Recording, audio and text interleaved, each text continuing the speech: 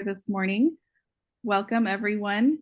We have another great session this morning on building accountability and trust with the board and staff with our guest speaker, Connie Miller. She's been taking us through a journey of different topics related to relationship building and effective boards.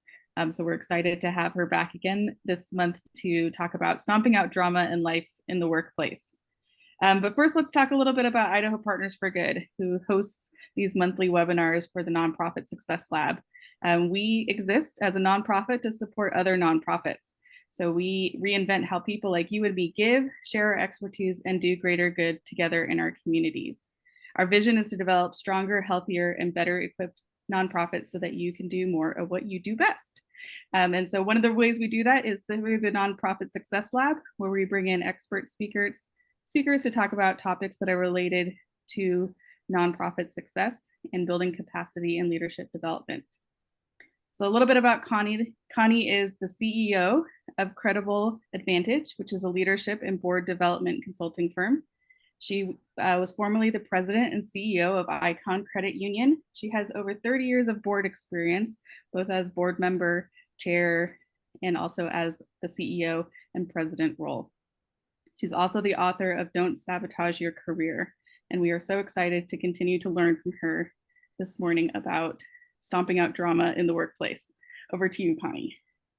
All right. I am absolutely honored to be here. This is absolutely one of my favorite topics because it impacts the quality of our life and the joy that we have every day. So what I love about some of the things that we've been working on the last few sessions is it's not just in the boardroom, it's with our teams, but also it's life, right? So I'm going to hopefully give you some wonderful practical tips today on drama, which gets created when we kind of mesh a difference of opinion with emotion. And a lot of it is simply because we don't know how to communicate when we have differences of opinions. And we also don't know what to do when people bring it to us. And so my goal is to equip you on both sides today. And I think we're going to have a lot of fun with this topic. Throughout the session, feel free to throw some comments in the chat. Bethany's going to be watching those and will let me know if there's something that we can talk about, but also know that we're going to have some nice Q&A time at the end.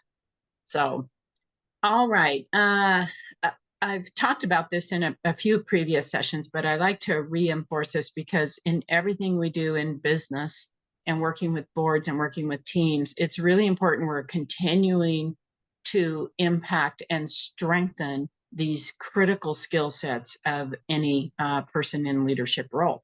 And today, these are the top 5 missing skills that they're gaps that we need to work on every day. They are what CEOs are begging for. They are what boards are begging for of their CEOs and their senior teams. And the 2 that really are impacted today that we'll be blending in hopefully some really good useful tips for you are the gap around courageous and crucial conversations. It's very difficult to build trust. It's very difficult to grow people. And it's very difficult to have good transparency unless we get really good at that one. And then the last one is how do we lead with a consistent voice? And I call it the one voice theory, which is that we all are supporting a common vision, a common mission, and supporting each other in regards to the direction of the organization, while still having differences of opinion and not completely agreeing at times. But instead, maybe we have to get to the acceptance role at times. So those are 2 critical things that we do. And when things flare up, drama occurs. And so I think it's going to be really fun to work through this with you today.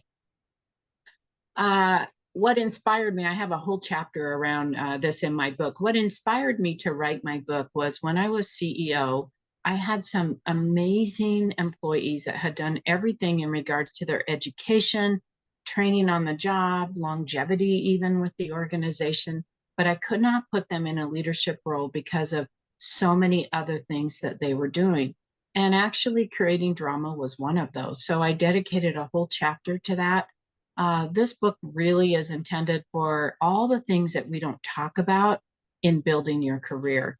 And so that's a resource for you as well.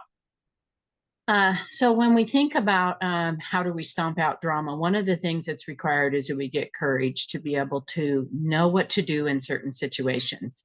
And this is a business decision. I love this study because basically what it says is that if we can get really good at stomping out drama and gossip in the workplace, we actually would save about 1 out of every 14 employees and or repurpose them to more valuable work in our organizations. So a lot of leaders don't step into this space of working on it as a team because they see it as not productive, but it really is a good business decision to do so. All right, so where I see drama flare up most often is when a person is trying to get to the agree stage and they don't know how to move to the acceptance stage if they disagree.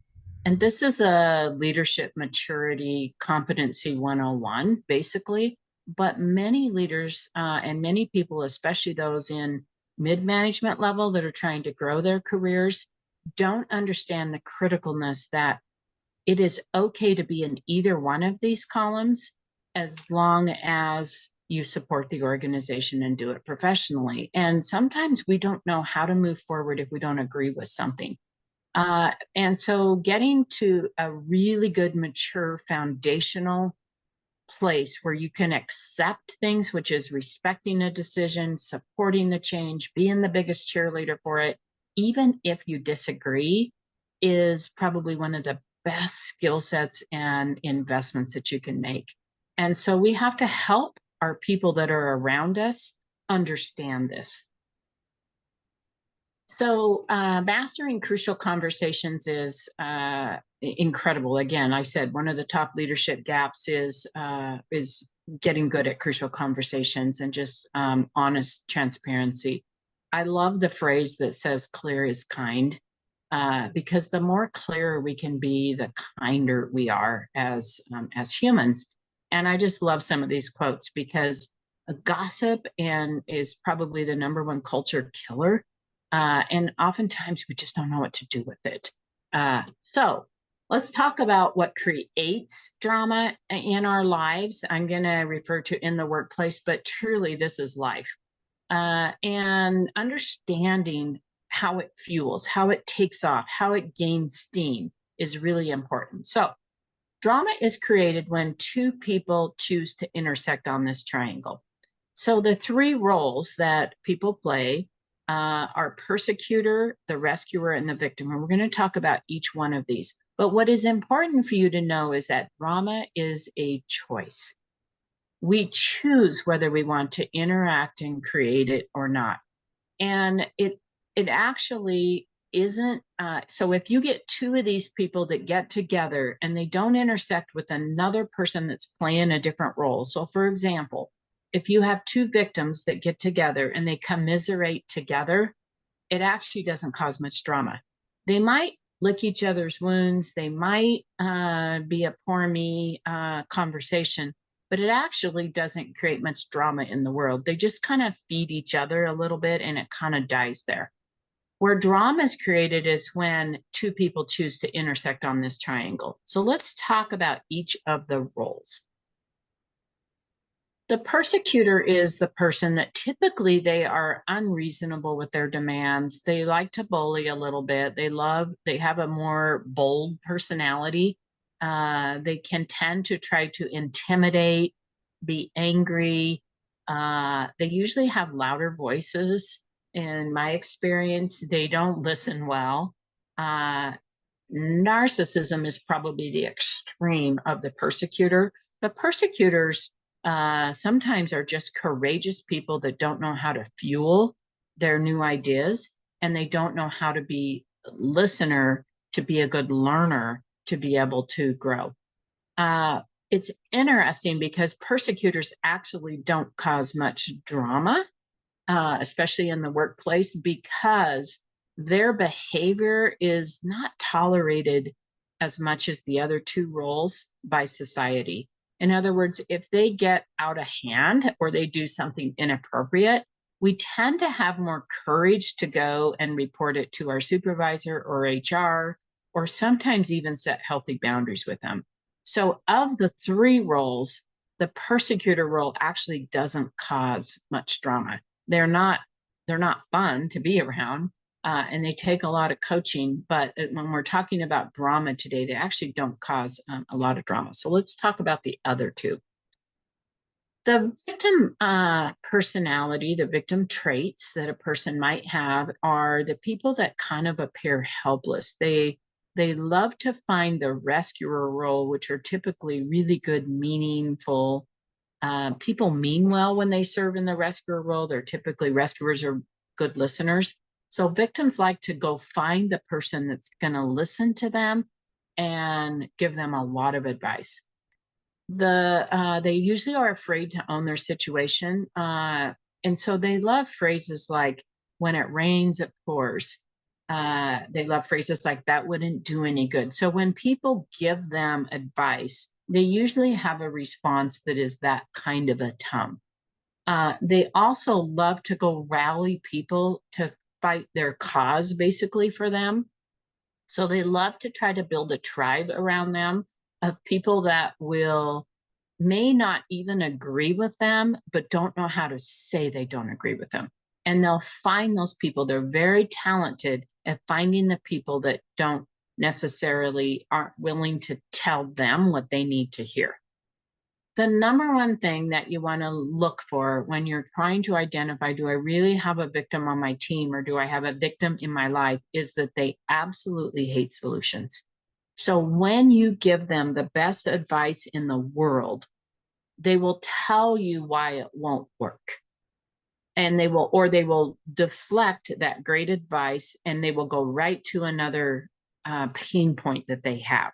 In other words, they like to stay in the pain points and the misery and why they aren't happy. And in the workplace, it doesn't mean that they're not talented people. They can have incredible expertise. Their competency level can be pretty high, but they will blame a whole lot of other people. These are people that will suck the life out of you because you want to help them so much. And in our world of nonprofits, I work with a lot of nonprofits. I will tell you that we see victims show up in our volunteers. We'll see them definitely in who we serve. And so, what I want you to think about today when we're working through this is how you can also use some of these skills that I'm giving you for who you serve. If you serve people that tend to fall in a victim mentality as well. But that's what you want to look for, is you want to look for the person that hates solutions. One thing also about victims is when a person sets healthy boundaries with them, they usually will leave that person and go find another rescuer because, again, they want to stay in their place. All right, let's talk about the rescuer. The rescuer is that person that they actually create drama because they get sucked into it very innocently and they don't know what to do with it. And so they oftentimes will stay in the silent quasi agree mode and they send the wrong message to a victim because they don't know how to explain that that person is off track, basically. So they think they're helping. They usually want to be there. They're really good listeners, but they actually enable the situation and make it worse because they're feeding the victim and not helping the victim. And it can go on for years. We'll see really great close friend relationships where one of them is a victim and one is a rescuer. And it can go on for many, many years. The rescuers are also very intentionally curious. So, for example, if a victim comes to them and complains about their boss and they give them great advice, and you get the victim that has enough courage that they'll say, okay, maybe I'll try that. Rescuers love to circle back and ask how the conversation went. In other words, they like to stay in the rescuer mode. And what happens is they eventually become a victim themselves. Either when they start setting healthy boundaries, now the victim will think of them as the bad guy, And they actually get lumped into a gossiper brand. So for example, if I have a victim come to me and I'm listening and I'm trying to help and give advice, if I don't handle it well, the victim's going to use my name. When I was talking to Connie, she said da da da da. Now I'm actually labeled in that circle of being a gossiper, and it hurts the trust level of rescuers. Nonprofit organizations are full of rescuers. It's the natural personality trait of the three that we want to help. We are good listeners. We want to get in there and we want to help.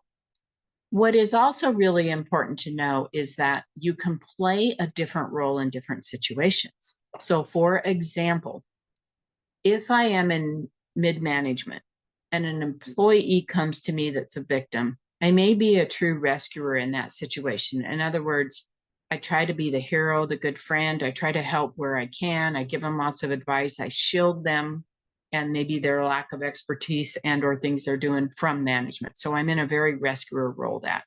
But I may actually play a victim role with my boss. In other words, it's not my fault. And so it is important to understand that you can play different roles in different relationships. But you do tend to be pretty heavy in one of these if you fall into one of these categories. So, what do we do with this information? The number one thing you need to understand is that rescuers cause most of the drama. It's not the victim. We always think it's the negative person on our team, the one that is the poor me that causes all the drama, but it's actually the rescuer. So what we have got to focus on is how do we get the victim to own their own problems and solve it themselves. And as rescuers, there's things you can do to really help the victim. Our world needs help here. We need our rescuers to get really, really good and equipped with how to help the victim solve their own problems. So, what do? As rescuers, we have got to shift our mentality and start asking questions instead of giving advice. It is the only way we're going to equip the victims to solve their problems. And we have to remember that they don't know how to solve them, or they would have already. No one chooses to stay in victim mode. They don't consciously say, I want to be a poor me. They don't, but they don't know how to solve their problems. So if we look at the world that we have around us that contains the victim mentality, if we can shift how we approach things with them and start asking questions of them, and instead of giving advice, they will slowly grow. Now, there is some people that just are not equipped to do this and or may choose that this is the life they want to live as a victim. What is important for you to know is that once you start doing this, they will leave your relationship. They may go find another rescuer, but they will leave your relationship. And you have to be okay with that if you serve in a rescuer role. Do not take it personally. In other words, you're going to do what you can to help them. And then if they don't like that, because remember, victims hate solutions, they will try to go find someone else that will stay in that space with them. Once you ask a question, you must wait 30 seconds for them to respond. Now, that is the hardest part of this practical advice I'm giving you today, is to stay quiet when you think of a really good question and give them time to process. So, how do we word the questions? Here is the most important part of our questions. If you say, so the most important thing is that you start your questions with the word what. What is a word that triggers the brain to start solving problems? If you start with why or how, it is judgmental and they will go to defensiveness. And if you just think about, if you say, ask some of these other and give all this advice and they say that wouldn't do any good, when you ask these questions, it doesn't even flow. So if you say, what can you do to help them understand the impact? They can't say that wouldn't do any good. In other words, this will force their mind to start thinking of solutions. Here's the other critical thing. It must include the word you. Rescuers love to include the word I in their questions. What can I do to help you? Who owns the problem then? I do, right? Your goal is that through these questions, you are not owning any part of what you're trying to teach the victim to solve. These questions are guided to be able to help you. And I have a whole list of what questions. Any of you, you're going to have my contact at the end of this, can reach out to me. I created a whole list of sample what questions. This takes some training to work with your teams, but it has to start with you. So these are some sample ones I just threw up here. What can you do to?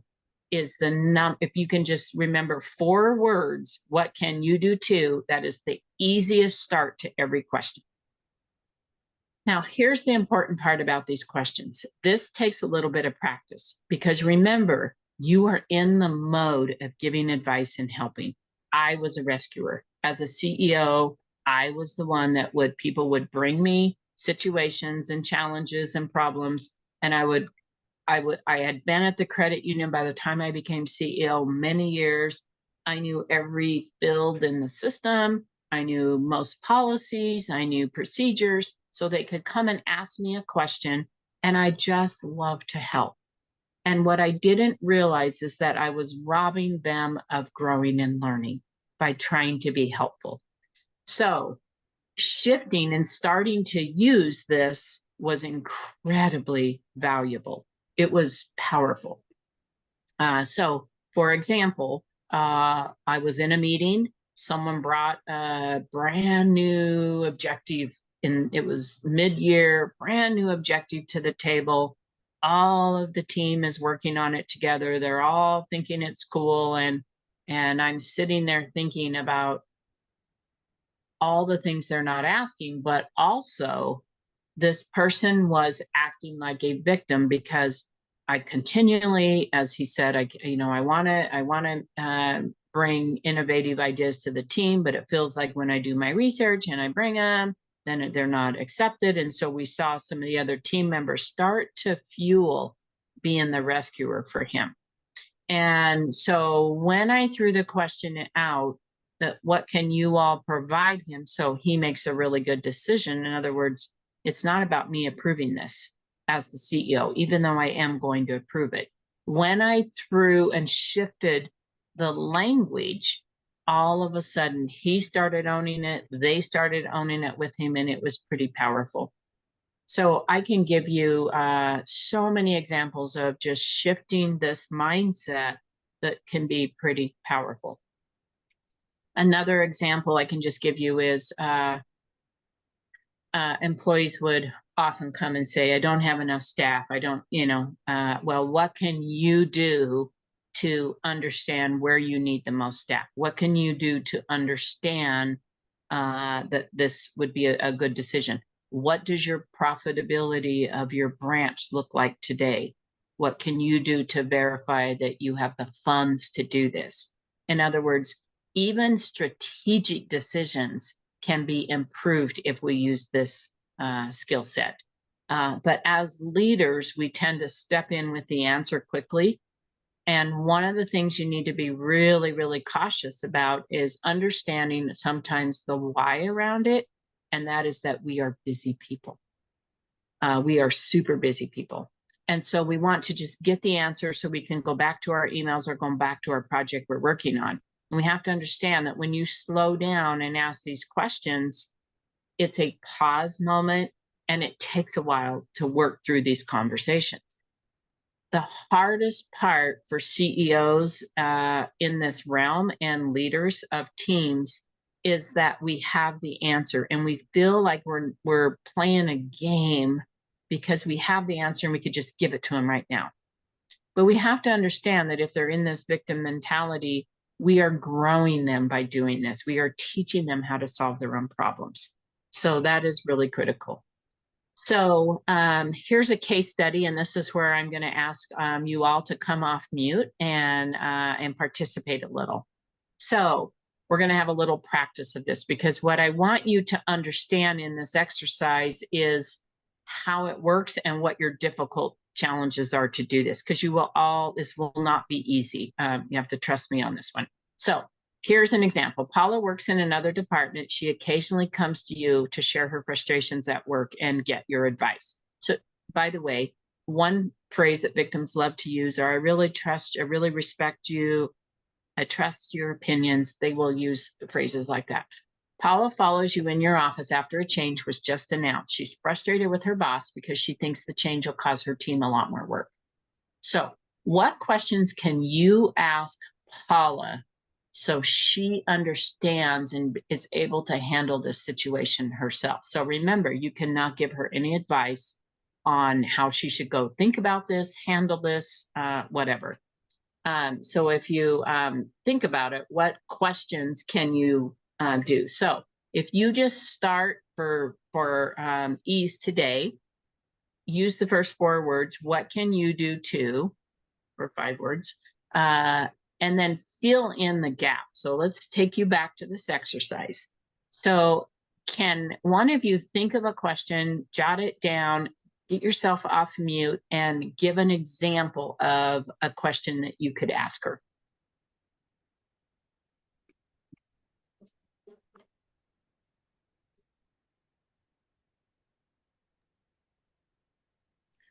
What can you do to estimate the increase of work to your department? Excellent, right? It includes a what, which is get her thinking, and you gave her a quasi reason why, right? You didn't give her the answer, but you gave her one thing that might help in the decision. That's an excellent one. Can we get someone else to give us another one? This is Deborah. What can you do to help your team understand the why behind this decision? Excellent. What information can you add, even though it's not starting with what can you do to? You can build on that, which is an excellent one, is what information do you still need to discover or find or research so that you will better understand it. In other words, you're setting the tone that they need to do the work, and you're not giving them all the advice. Yeah, let's get one more here. I'll go. Okay, thank you, Mindy. Good morning, Connie. Good morning. I would say asking what kind of challenges do you think this change will bring to your team? Like Yes. talking more about the challenges versus just assuming. Because I'm Yes. still soon after the change and the frustration came right after. So has she really thought through what the challenges are going to be? And maybe that might talk her off the ledge a little. Yes. Yes. And the one thing Mindy's question had is she had a your near the end, right? So that your whatever. So you're still setting the tone that it's your team, your responsibility. So you and your can be interchanged here. One thing you want to be cautious of here is they can, if you are asking questions and you're giving them steps. In other words, what's step 1? I need to at least get them to think about step 1. They can get frustrated. This is what your body language matters a lot with this as a rescuer. So remember, you're quiet for 30 seconds, which, by the way, is a long time when you're doing this. It really is. So what is critical is that you lean in, you send a very strong body language, body image that you care and you generally want to learn from them. In other words, even though you have the answer, it is so important that you do not send a body image that you have the answer and you're testing them. Okay. And so you can even start off with, let's get curious here for you. So the more you can get you and your in there, the better. But just remember that. So for example, when I threw that question out in the example I just gave, the whole team kind of looked to me to fill it in because they were used to me filling in all the things they weren't thinking about. They knew I had the answers. And so I just leaned in. And so you need to lean your body in a little bit more, good eye contact, and you're like really curious. You can't wait to see what they come up with. That is what the facial expression needs to be, that you are still with them, you are joining them, but you seriously don't have the answer. That's what the body language has to look like. All right. So yeah, those are wonderful examples. The hardest part, and this is a caution for you, is do not be careful if you add the word so that. What can you do? Da da da da da. And then the so that is everything you want. Okay, because we can do that. We can actually give them so that you da da da da da, so that you don't tick your boss off, so that you don't da da da da da. So you do want to use so that's on occasion to set the bigger picture of what you're trying to accomplish, but be careful that it isn't demeaning or that it doesn't still suck you back into having all the answers. So do not give them the answer after the so that. So now, one of the things that I did that was incredibly helpful here is when I was going into a meeting and I knew I was going to have a player on the team that was either going to be a victim or negative or maybe not support things, or that I was going to maybe just simply wasn't any of those, they just didn't understand. I would think of in advance of really good questions I could ask to get them there.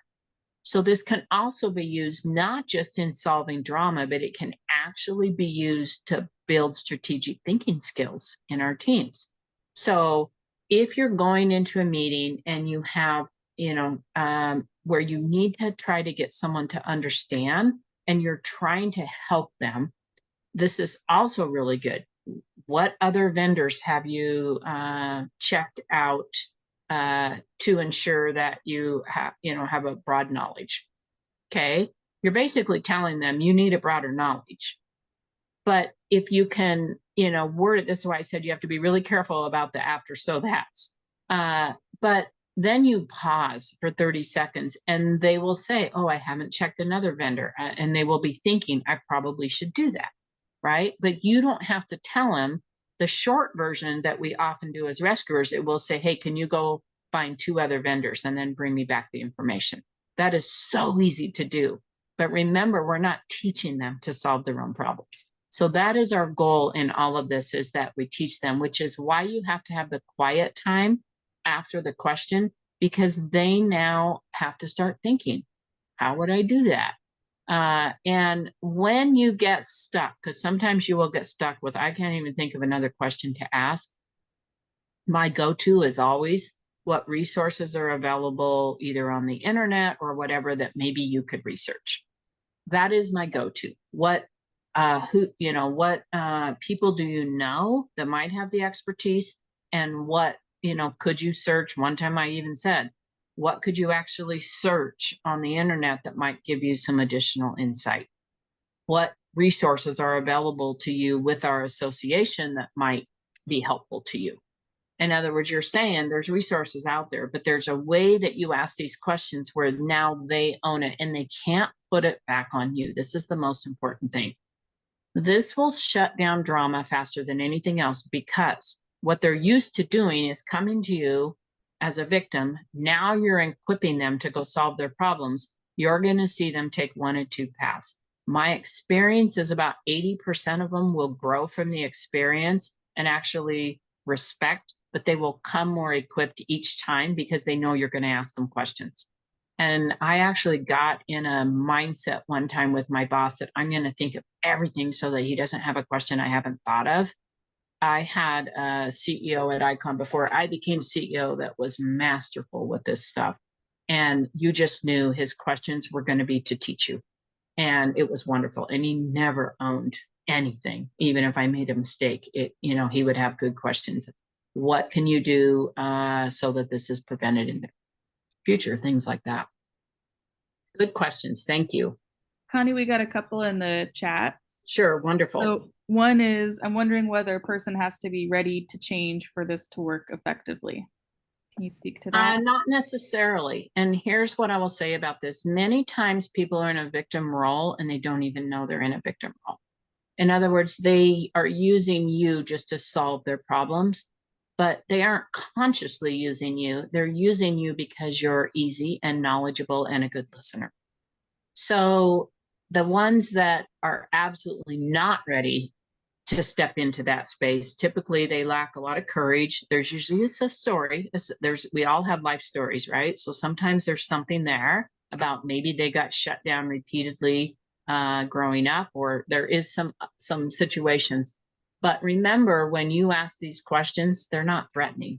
They're really just helping them on how do I solve this problem? And they will constantly be saying to themselves, oh, actually, that's a good question. Okay, let me think about that. I haven't thought about that.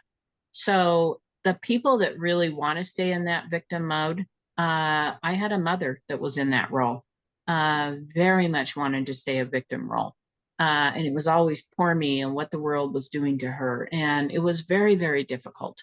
What I will say is our relationship got stronger when I got really good at asking questions. Mom, what are you going to do when you can't shower and get in the bathtub anymore? What are your plans? So that's an example where you can shift, what your question. So if I tell her, Mom, you really need to get into some type of a independent living or assisted living place, I become the bad guy if she disagrees with that. And so I recognize that by asking those questions, that really helped. That's a great question. Other questions? What about using empathy statements during that quiet time? So in those 30-second pauses while they process. Yeah, I would caution against that. And the reason why is you don't want to disrupt their problem solving space. So what questions are going to set up a situation where they need to kind of problem solve together.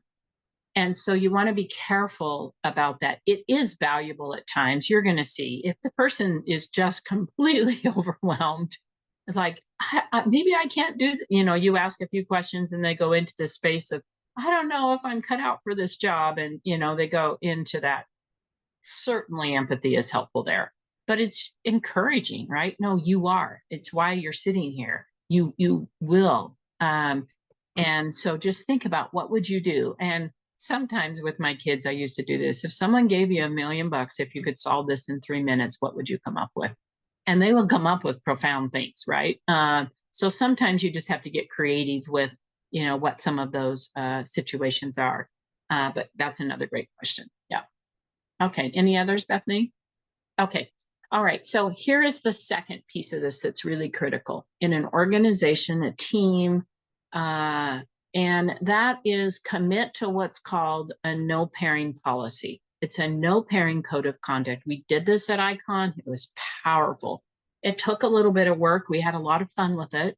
But basically, you all agree that you're going to pause all conversations if the person you're talking about is not in the room.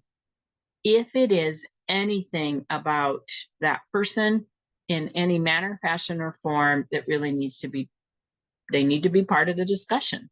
So the minute they say, Bill is late attending meetings, you're going to say, oh, wait a minute, you just mentioned Bill. Let's have this conversation where he can be part of it. And if you get really, really good and you actually just refer to it as, ooh, there was times where I would say, this kind of feels like pairing off a little. Let's wait till we can get John in the conversation since you just mentioned his name.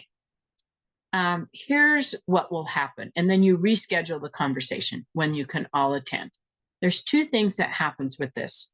The first thing is they will elect to go handle it themselves because they don't want the bigger conversation. So they will often say, no, let me have that conversation with, let me at least talk to John first, and then I'll let you know if we need to have a bigger conversation. That's almost always what will happen.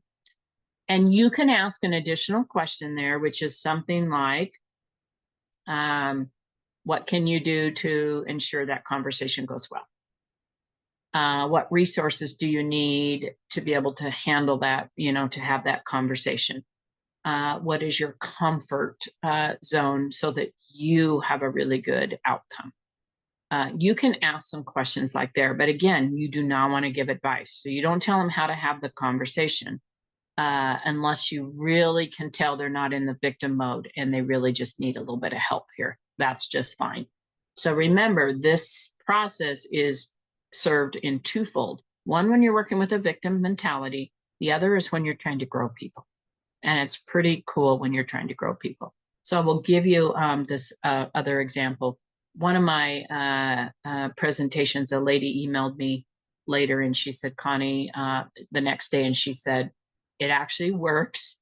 And she said, I used it on my husband last night and it was pretty profound. And she said, she joked, you know, I think you saved our marriage. And so I said, okay, you got to tell me about this one. So we jumped on a call, and the situation was her husband had a business the last few years, and he went out on his own.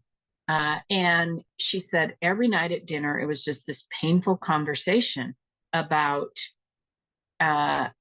things he didn't like at work. He doesn't like being a boss and business owner. He doesn't do well with the mistakes his employees make. And he just didn't like things. And so every night at dinner, she was trying to give him all the advice in the world. And he kept telling her how she doesn't understand the business and that wouldn't work and why it wouldn't work. And he was really playing the victim role.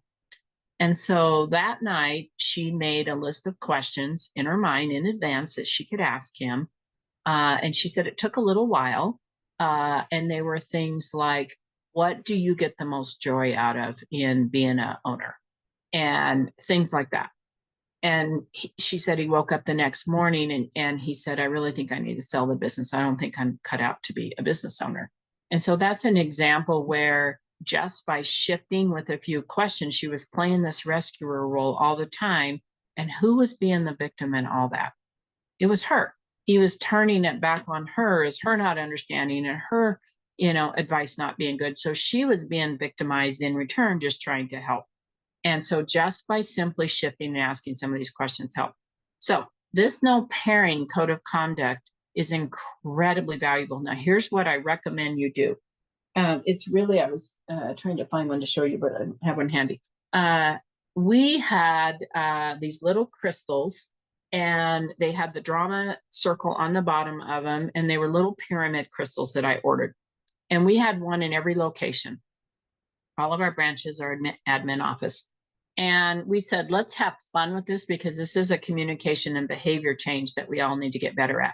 And so we said, anytime that someone has a conversation that really is kind of pairing off, you get to hand them that crystal. And it has to be visible on your desk so everyone knows who has it, but you get to hand it off as soon as you can. And your goal is to never have it. It's a hot potato, basically. And so one of the things that's really important when you're instituting all of this, I work with a lot of teams where I go in and we kind of set the tone and we all get them to agree. And now they got to go do the hard work, right? Is that you have fun with this. We had green rubber bands and you could ask someone to snap the rubber band. If they gave advice when they could have asked a question. And so you want to have fun when you're instituting these things because it really is a mindset shift and you're not going to be perfect at it for quite a while. But if you set this no pairing code of conduct, it is wonderful. So every new employee orientation got exposed to this.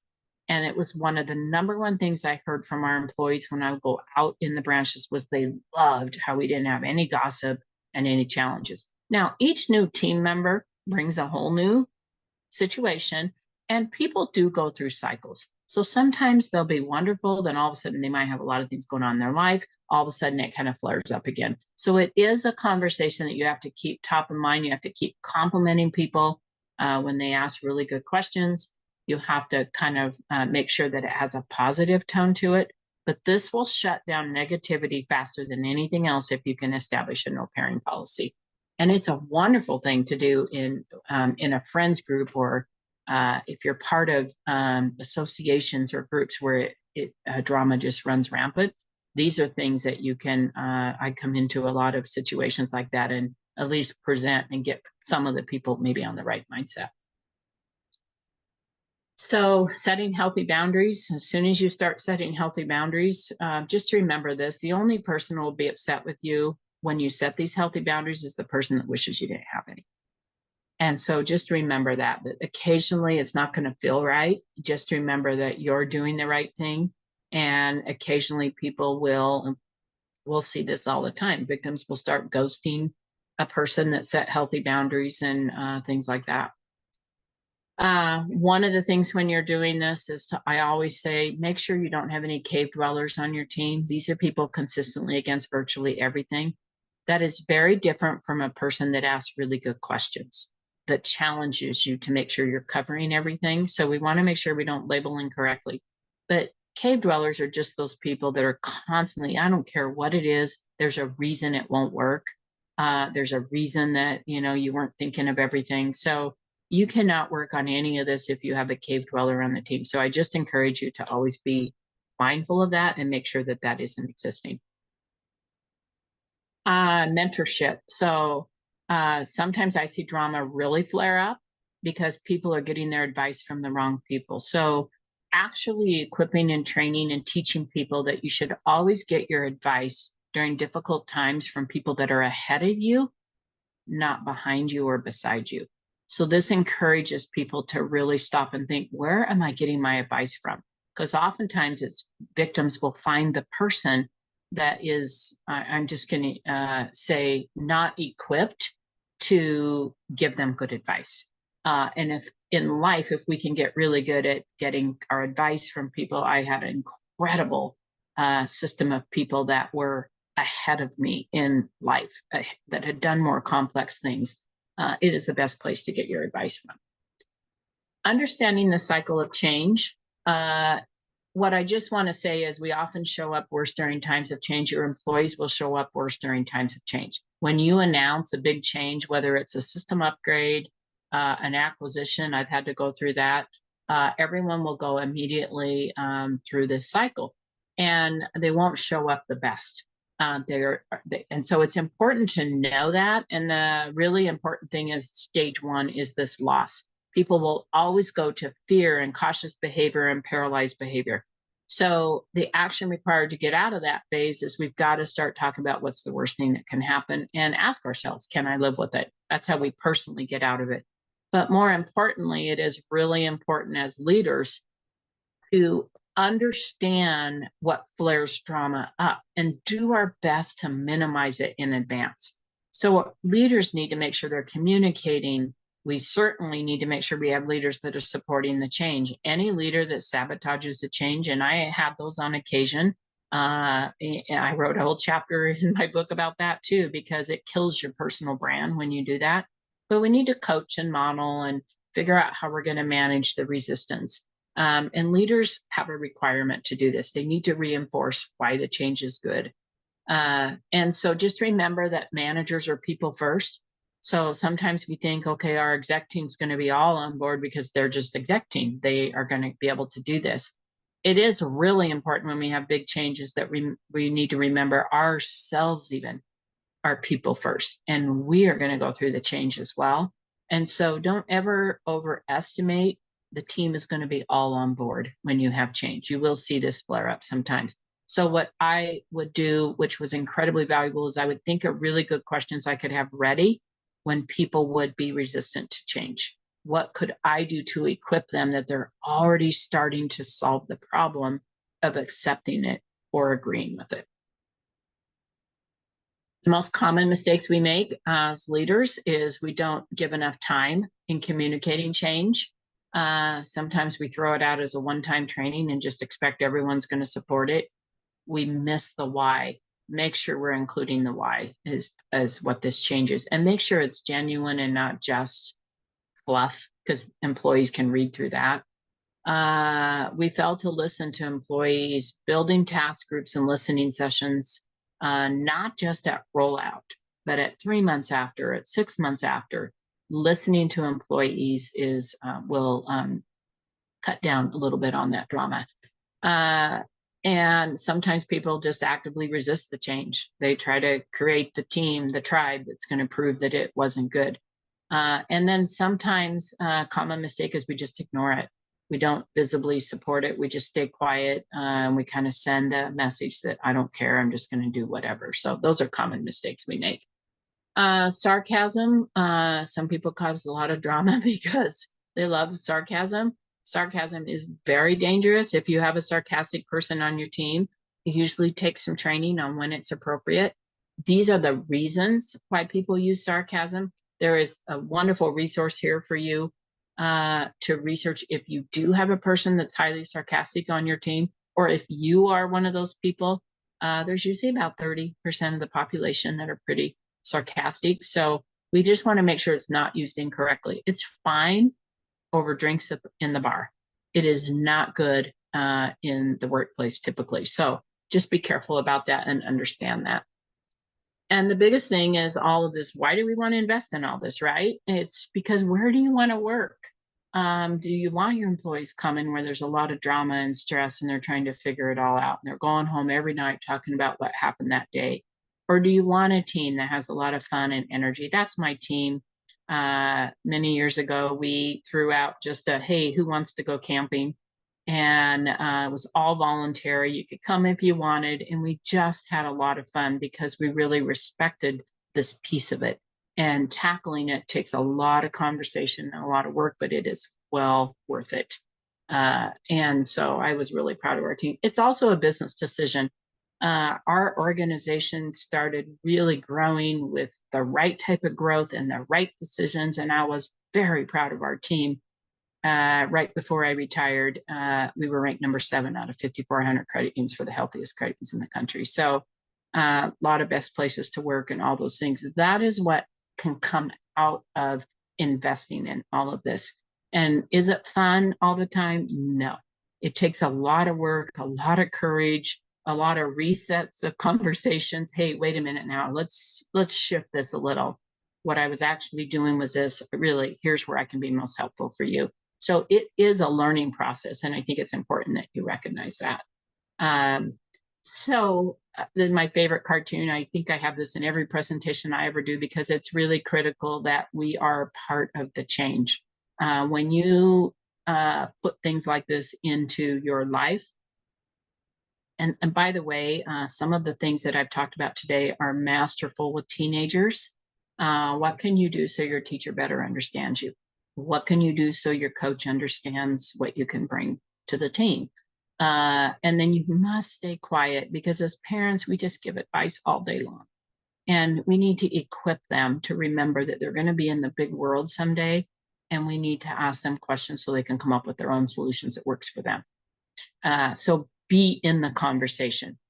Don't be that person that raising your hand all the time, talking about, and pay attention to those you have on your team and make sure that that you're working with them as well, because we have to help our people grow.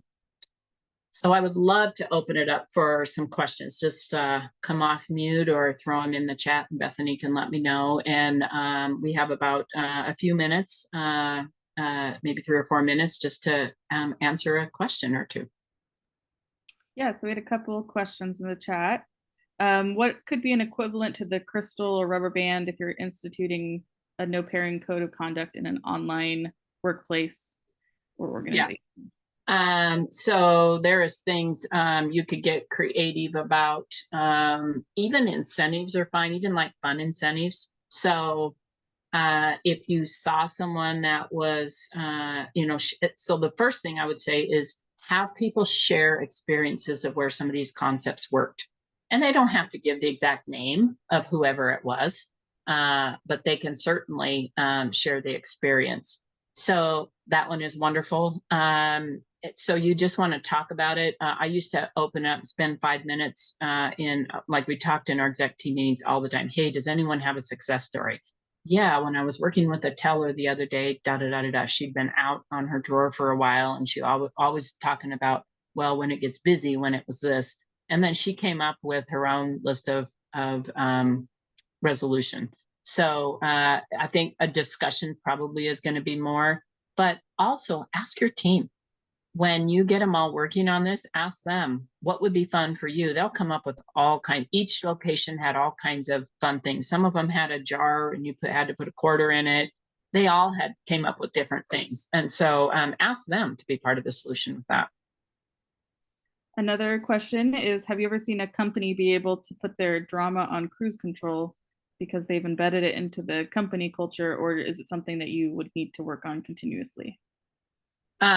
Definitely you're going to get less incidences. So some of the teams that I've worked with that talk about it all the time have little. Where it flares up is when you get the new team member. But they pick up on it really fast. And I built it in. So I actually took every new employee. I had 120 employees. I would take every new employee out for coffee. And this was one of the things we talked about at our first coffee meeting on their first day at work.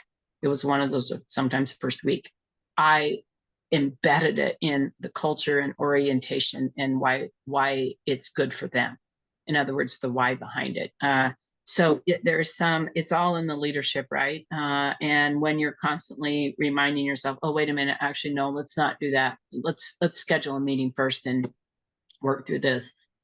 Start at your senior team level and get their buy-in and make sure that they're practicing as well, because they're even going to have the opportunity. Yeah, good question. That's it from the chat. So I'll open it up to anybody else. Okay. Anyone else have any? If you want to come off mute, throw a question out. Hey, Connie. Oh. Go ahead. Connie, working with nonprofits, of course, you have to be, when you've got volunteers, you don't want to have them go out and badmouth the nonprofit. Right, right. So I really appreciate these ideas, because I can think of some ways to try. I have been trying to think of ways, how do I approach this person? And I just, they're more destructive than helpful. Yeah. And you know, and volunteers, we can set the same code of conduct with them, right? And so I've done this presentation at annual meetings. I've done it at in board meetings. Find an opportunity where you can you'll get a copy of the recording and the slides. You can take it and present it yourself. But it is important that you are talking about it. And here's the most important thing. We must give people the tools to change bad behavior. We can't just preach to them that quit gossiping. We have to give them tools. We have to help people. That was the biggest thing that I learned as an effective leader, is it isn't just telling people what you want. It's give them the tools and practice them. So yeah, very good. Yeah, nonprofits and working with volunteers for sure. But you have opportunities where your volunteers are at meetings and things. These are wonderful opportunities. Yep. Okay. So yeah, Bethany or Blossom, you want to take this one over on consulting services? Yes. So if you would like assistance in some of these areas, or have other consulting needs for your organizations, Idaho Partners for Good does have a consulting service arm. We provide leadership and business development services, and we make sure that impact directly impacts our Idaho communities and organizations. So a portion of the funds from our consultants go back to our work with nonprofits. So even if this isn't something that you feel is attainable for your organization, we still encourage you to reach out to us. We love working with nonprofits to see how we can do what we can do to help build capacity in your endeavors in the community. And I think I saw Michaela joined us. So next month, Michaela Alton is our guest speaker, and she's going to be talking about employee benefits. And Michaela, maybe if you could come on screen and talk a little bit about what you're going to be presenting. Yeah, absolutely. Thanks, Bethany. So again, I'm Michaela Alton, and I'm a benefits consultant at the Partners Group. So my goal is to work specifically with nonprofits and make sure you are educated and understand what your benefits really are. We've been seeing a lot of renewals come in already, and they're coming in at about 15 to 20% increases. And so knowing how limited a lot of nonprofits' budgets are, this can have a really big impact. So the goal is to make sure you understand and can leverage some different benefit trends for 2025. We'll also talk a little bit about how to work with all demographics. So we know that you have younger employees and then some older employees as well. So how to best fit the needs of all of your employees. And then lastly, we'll talk a little bit about some strategies in order to help mitigate some of those increases that we're seeing. So looking forward to next week, and hopefully, or not next week, but next month, and hopefully we'll get a good crowd. So looking forward to it. Thank you, Michaela. Thank you. Yeah, it sounds like a wonderful resource. So here is my contact information. That's my personal cell. please write it down. If you have a situation, usually it's a 5 or 10-minute conversation where you just need to process with me, Connie, what would be a good question, or what would you do in this situation? Call me. I'm here to help you. The more we can tackle these things, the better our world would be, right? And then if you need additional help beyond that, if you've got a dysfunctional team or a really challenging board, or a situation where you have a lot of distrust is usually sometimes what is rooted in it, give me a call. We can talk about other ways that I can help you. So thank you very, very much. Thank you, Connie. I just launched our final poll. If you could just take a second to fill that out before you go on your way today. Thank you all for joining, and we will see you next month. Thank you. Great work, Connie. Oh, whoops, sorry. I did end poll, which might have been my own. Oh, that's okay. Okay, hopefully I didn't mess it up. We got some good responses. Blossom, I'm staying on.